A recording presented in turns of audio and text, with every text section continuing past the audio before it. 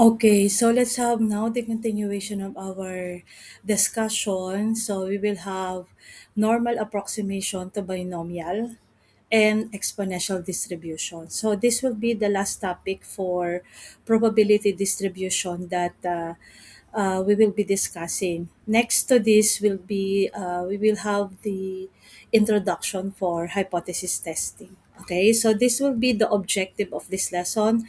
So at the end of our discussion, you future engineers should be able to explain the characteristics of normal approximation to binomial in general. So meaning all the characteristics and properties of normal approximation to binomial together with the formula, the set of formulas that we're going to use is kasama dito sa ating objective number 1. And of course, since alam na natin kung ano yung characteristics ng normal approximation to binomial, we will apply it by solving probability of an event, applying the concept of the normal approximation to binomial. Okay, then we also have the characteristics of exponential distribution. Ganun din, okay, we will discuss everything, the characteristics and properties of the exponential distribution, okay? Also with its formula, and also we will apply it in solving probability of an event. Then of course, we will apply concepts in real life situations para mas ma-appreciate ninyo kung para saan itong mga dinidiscuss natin. Okay? So, unahin ko muna yung normal approximation to binomial. Okay? So, kailan ba natin ginagamit si normal approximation to binomial? So, the normal approximation to binomial has something to do with the binomial distribution. Kung natatandaan nyo pa, yung huling lesson na diniscuss natin sa binomial distribution, that is a discrete probability model, 'di ba? Wherein we have we are pertaining, kaya siya binomial, we are pertaining to the probability of success and the probability of failure, kung natatandaan nyo pa. So, anong kinalaman niya dito sa tinatawag nating normal approximation to binomial? So, often, it is used as an approximation for discrete events. Again discrete ito. Pag sinabi nating discrete, tawag natin diyan is yung countable, 'di ba? Countable variable, okay? When the number of possible events is large. Kasi 'di ba kung natatandaan ninyo, kapag ginamitan natin ng binomial, yung normal na binomial distribution at involved ang concept ng factorial, sa calculator natin hindi na kaya yung mataas na factorial ng let's say 100. 'Di ba? Pag pinindot mo yung factorial of 100, nagsi-syntax error na siya. That is why instead of applying purely the concept of binomial distribution, applyan natin siya nitong normal approximation to binomial. So meaning, kapag medyo malaki na masyado yung ating sample, if or when n is too large, okay, hindi na siya kaya ng simple binomial distribution lang. Doon natin siya papasukan ng normal approximation to binomial. Okay, pero kung maliliit lang naman yung sample size natin, let's say 10, 20, 30, 40, 50, yan, pwede pa yon. 70 kaya pa nga di ba? Pero pagka sumampa na yan ng 100 and above, yon, hindi na kaya kasi ng ordinary calculation, using calculation, yung mataas na factorial lang, or yung factorial lang mataas na number. So, dun yun na ipapasok si normal approximation. Okay? Then, meron tayo ditong success and failure condition. Ano ibig sabihin nito? 'Di ba natatandaan ninyo, para ma-apply natin si binomial distribution katulad nung sinasabi ko kanina, you should have the probability of success and the probability of failure. So, dito, meron tayong mga conditions na kailangang ma-meet para magamit natin si normal approximation to binomial. Una, kailangan yung observations should be independent of each other. So meaning, kapag dependent yung mga observations natin or yung mga variables natin to each other, hindi natin pwedeng gamitan ng normal approximation to binomial. Okay? And also, eto meron tayong condition. Kapag yung product ng sample at ng probability of success is greater than or equal to 10, at kapag yung product ng sample at yung probability of failure is greater than or equal to 10, doon natin pwedeng gamitan ng normal approximation to binomial. So again, i-recall natin, di ba, since si probability of success has something to do with the probability of the failure, di ba alam naman natin that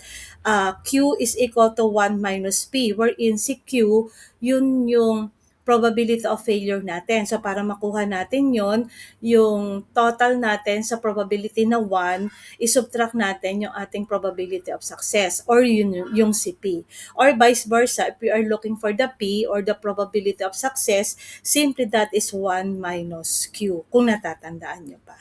Okay? So again ulitin natin, pwede nyo lang gamitin si normal approximation to binomial kapag una, medyo malaki na yung sample size ninyo, let's say 100 na. Okay? Pangalawa, yung observations natin should be independent of each other. So meaning, hindi pwede siya sa dependent variables. Okay? Then, if the product of sample and the probability of success is greater than or equal to 10, and kapag yung product ng sample at probability of failure is also greater than or equal to 10. So meaning, kapag hindi na-meet yung mga conditions natin, hindi nyo pwedeng gamitin si normal approximation to binomial. Okay? Then also dito, we will apply the continuity correction factor. Okay, bakit? Yun ang tanong dyan. Kasi unang-una, di ba, it is something like from the title nung ating dinidiscuss, normal to binomial. So this is a combination of the normal distribution and the binomial distribution. And we all know na medyo magkaiba talaga yung application ng normal distribution kay binomial distribution. Kasi di ba si normal distribution, ginagamit natin siya for continuous probability model. 'Di ba? Samantalang si binomial, katulad ng sinabi ko kanina, ginagamit natin siya for discrete probability model. So para mag-meet yung dalawa, gagamit tayo ngayon nung tinatawag natin na continuity correction factor para we can use continuous models to model a set of discrete events. So para kumbaga mga anak, magtagpo, okay, si continuous probability model at saka si discrete probability model. Okay?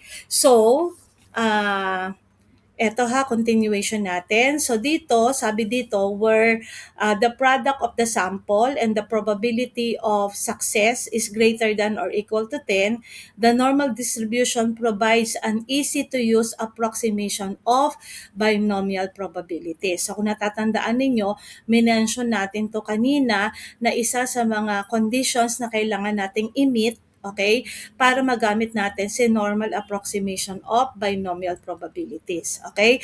Now, let's talk about the continuity correction factor. Paano ba natin ito gagamitin? So, recall that with a continuous probability density distribution, probabilities are computed as areas under the probability density function. Okay? As a result, the probability of any single value for the random variable is always equal to 0. Thus, to approximate the binomial probability, okay, we add and subtract 0.5 from x. We add 0.5 to x or fewer and subtract 0.5 to x or greater. So meaning mga anak, okay, para nga 'di ba sabi natin bakit natin kailangan ng continuity correction factor para mag-meet si normal distribution at saka si binomial distribution. So ang gagawin natin dito, lagi tayong gagamit ng positive, negative 0.5. Okay? So meaning, magsasubtract tayo ng 0.5 to get the lowest possible value and we will add 0.5 to get the highest possible value. So let's say mga anak, in normal distribution, let's say we found out that the probability of x is exactly equal to 12. So itong condition na to, normal distribution siya. Ngayon, para ma-meet natin si binomial distribution using this idea, gagamit tayo ng 0.5 continuity correction factor. So that is why ang mangyayari dyan, yung yung event natin which is represented by x will be the condition of the variable x will be greater than or equal to 11.5 because 12 minus 0.5 will give you 11.5 and but less than or equal to 12.5. So meaning kapag ipapakita na natin yung relationship ni normal distribution at saka ni binomial distribution since magkaiba nga sila, eto na yung representation natin. Okay? So meaning kung sa normal distribution we have the value of x exactly at 12, kapag ginamitan natin ng normal approximation of binomial probabilities, si x natin will have greater than or equal to 11.5 or less than or equal to 12.5. So pag dinraw natin niya sa ating normal curve, ganito yung magiging itsura niya. Ito yung position ni 12, ayan, which is the normal distribution. Ito siya. Ma'am, bakit wala sa gitna? Kasi hindi naman siya yung standard, yung mean natin. 'Di ba? Kasi ang nilalagay natin sa gitna is yung mean. Okay? Kaya dito nakapwesto si 12. Ayan, okay? So we have here an example. Ayan ha, tuloy-tuloy na tayo sa example. Let's say, a binomial probability distribution ay merong probability of success which is 0.20 at ang sample size natin is 100. So as you can see, dito pa lang alam natin na hindi na pwede ang ordinary binomial distribution kasi masyado nang malaki yung sample size natin. So let's find the following. What is the mean and the standard deviation? Is this situation one in which binomial probabilities can be approximated by the normal probabilities distribution? Explain. And what is the probability of exactly 24 successes?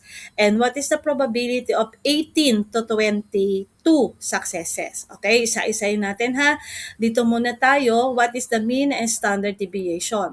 So ang pagkuha ng mean sa ating sa ating binomial distribution is simply the product of the sample and the probability of success.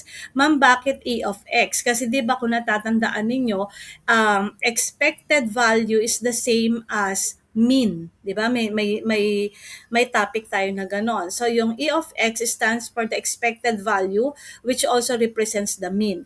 So sa binomial distribution natin, again, ang pagkuha ng mean is n multiplied with p. So ang n natin is the sample, then yung p natin is the probability of success. So expected value or the mean will be equal to 20 because 100 times 0.20 will give you 20.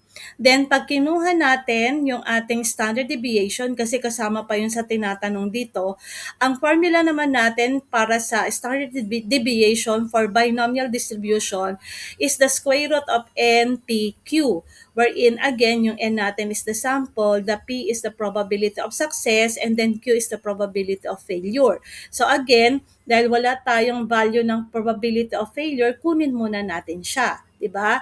And we all know our formula for the probability of failure will be 1 minus the probability of success. So that is 1 minus 0.20 will give you 0.80. So dahil meron na tayong probability of failure, pwede na natin balikan yung formula natin. So we have sample 100, probability of success is 0.20, probability of failure is 0.80. So apply the operation involved and that is square root of 16. Square root of 16 is 4. So therefore, our standard deviation will be equal to 4. So nasagot na natin yung letter A.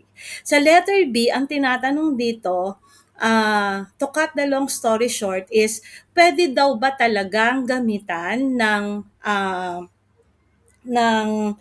approximation, normal approximation to binomial probabilities.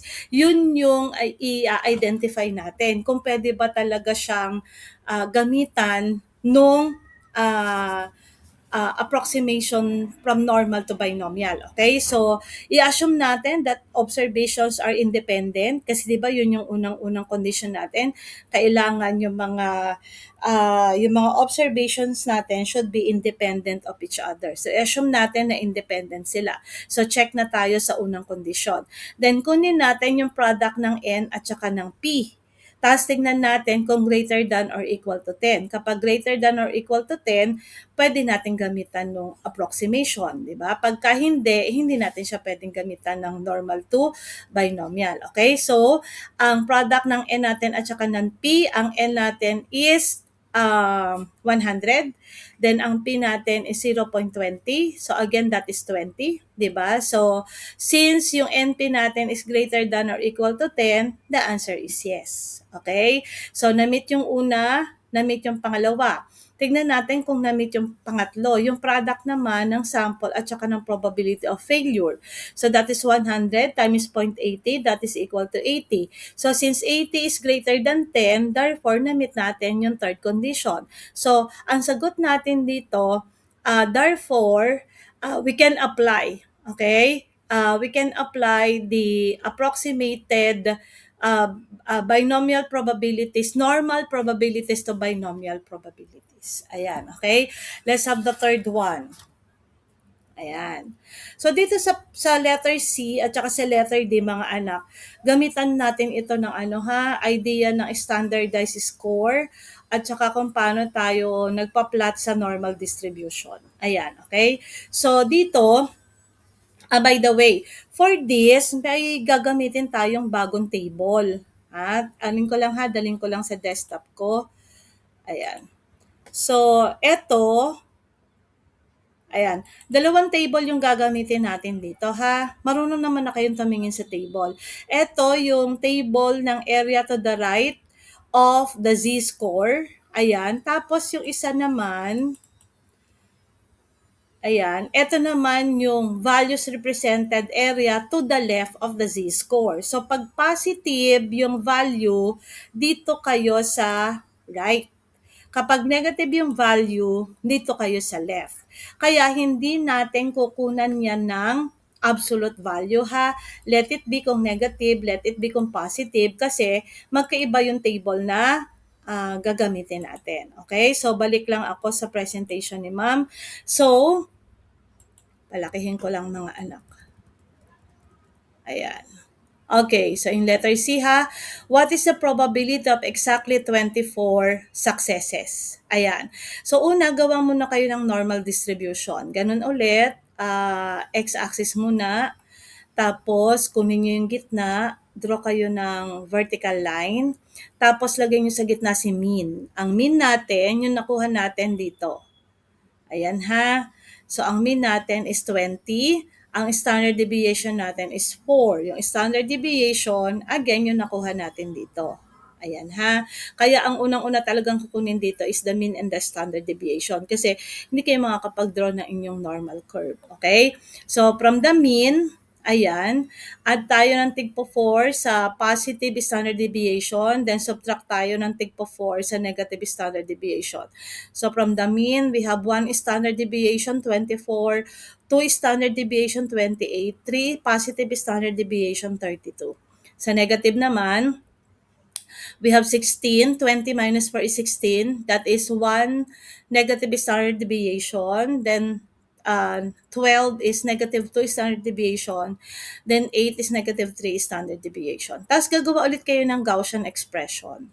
Ayan, okay? So, ma'am, saan nanggaling si 23.5 at saka si 24.5? Di ba ang hinahanapan natin ng probability of success is 24. So, gamitan natin nung positive minus 0.5. Gagamitan natin ng continuity correction factor. Dito to papasok. Ayan, okay? Kaya ang mangyayari, ayan, yung x natin should be greater than or equal to 23.5 but less than or equal to 24.5. Kasi 'di ba 24 yung probability na hinahanap natin. So 24 minus 5 will give you 23.5. 24 plus 5 will give you 24.5. So ito yung Gaussian expression natin doon sa probability of exactly 24 successes. Tapos gagamitan natin to ng formula ng standardized score para makuha natin yung area. Okay? Kasi 'di ba, pag nakuha natin yung area, doon na din natin makukuha yung probability. Okay? So doon muna tayo sa 23.5. Ayan, so natatandaan nyo pa ang formula natin for standardized score. Z is equal to x minus the mean divided by the standard deviation. Yung x natin is the raw score. So yung x natin dyan is yung 23.5 at saka yung 24.5. So 23.5 minus the mean, which is 20, divided by the standard deviation, which is 4. So ang z value natin for 23.5 is 0.875. Or pag ni-round up natin to, kasi sa table natin, 2 decimal places lang. So gagawin nyo na tong 0.88. Ayan ha. Tapos dito, kunin naman natin yung standardized score ni 24.5, yung ating plus 0.5. So again, ang raw score natin is 24.5 minus the mean, which is 20, divided by the standard deviation, which is 4. So ang z value natin for 24.5 will be 1.125. Okay? Next, gawa ulit kayo ng panibagong normal distribution curve. So this time, ipopwesto nyo na si 0.875, ito yung nakuha nyo dito, at saka si 1.125. Dahil pareho naman silang positive, kaya kung mapapansin ninyo, nilagay ko sila doon sa positive standard deviation side ng normal curve natin. So, syempre, mauuna si 0.875, then pwesto nyo lang si 1.125. Ayan, okay?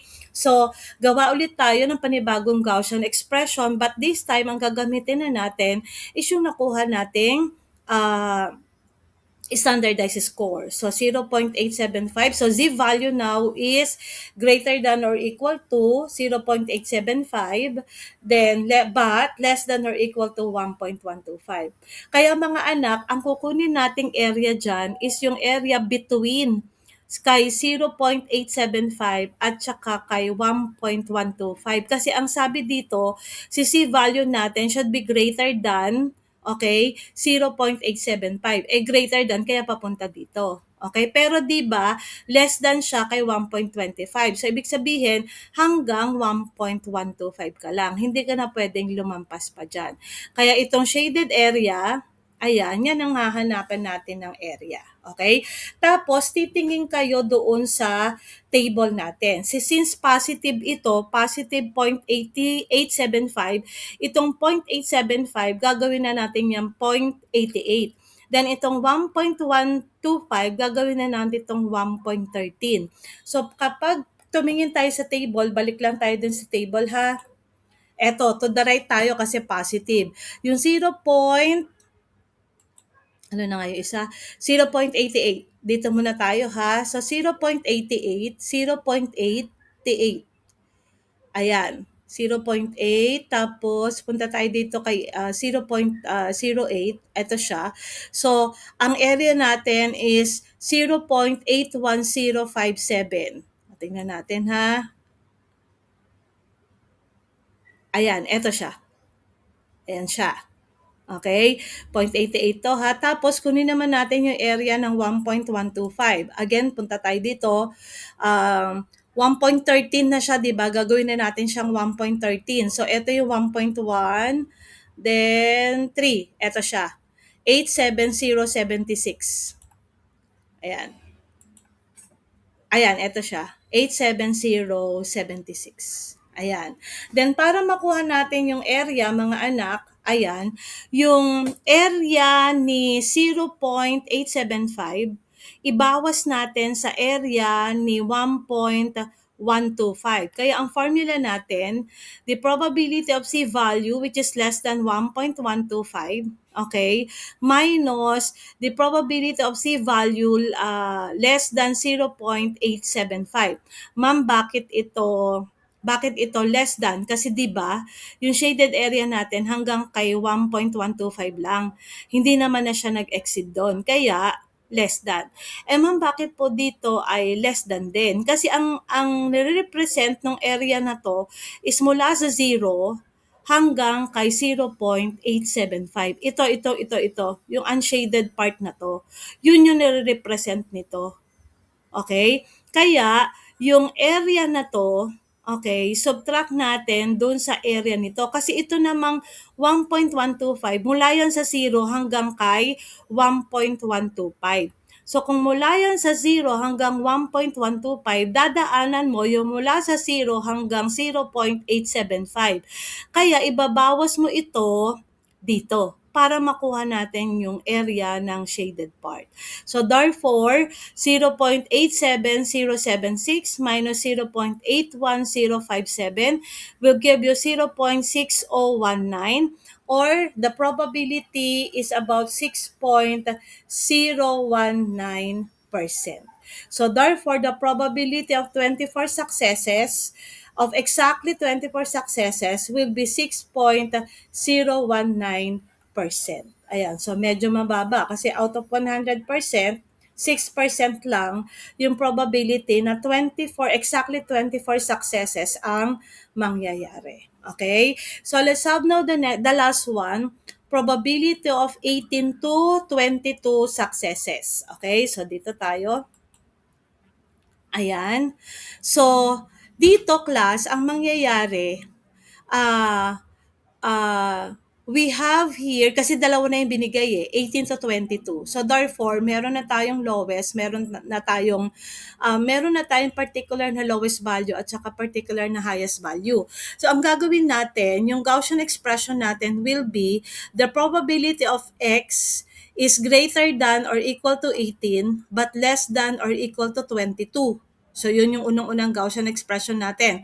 Tapos, gagamitan ulit natin nung continuity correction factor. Kaya ang mangyayari, dahil si 18 yung mababa, minus 0.5 tayo sa kanya. Dahil si 22 yung mataas, plus 0.5 tayo sa kanya. Kaya ang another Gaussian expression ang gagawin ninyo na meron nang in-applyan nung positive negative 0.5. So x now should be greater than or equal to 17.5 but less than or equal to 22.5. Okay?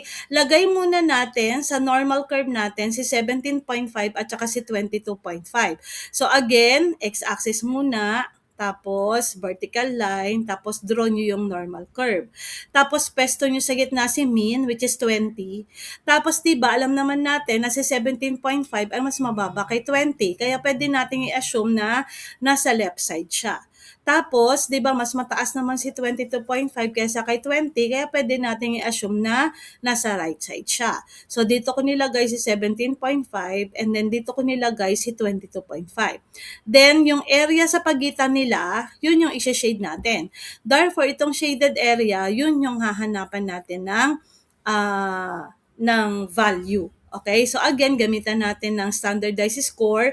Yun ulit ang formula natin. But this time ang raw score natin is 17.5 at saka 22.5. So 17.5 minus 20, the mean divided by 4 standard deviation.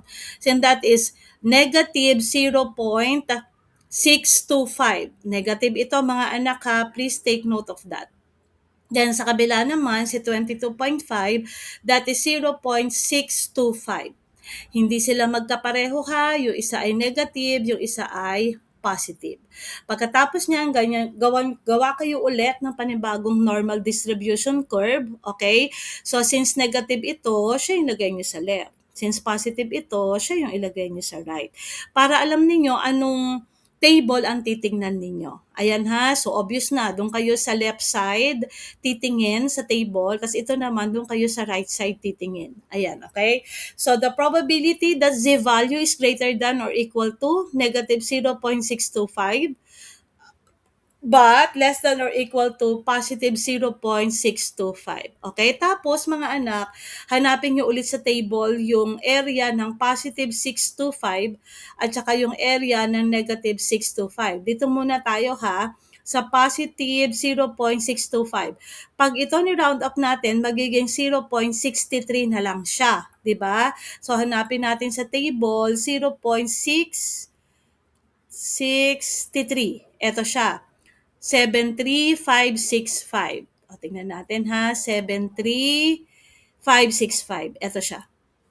Tapos dito, dahil ito ay negative, doon naman kayo sa isang table titingin. Yung may negative dito. 0. Baba tayo. 0.6, ano na ulit yun? 0.63. 0.63. 0.60123. Ito siya. So, 26435. 26435. Ito siya. Ayan.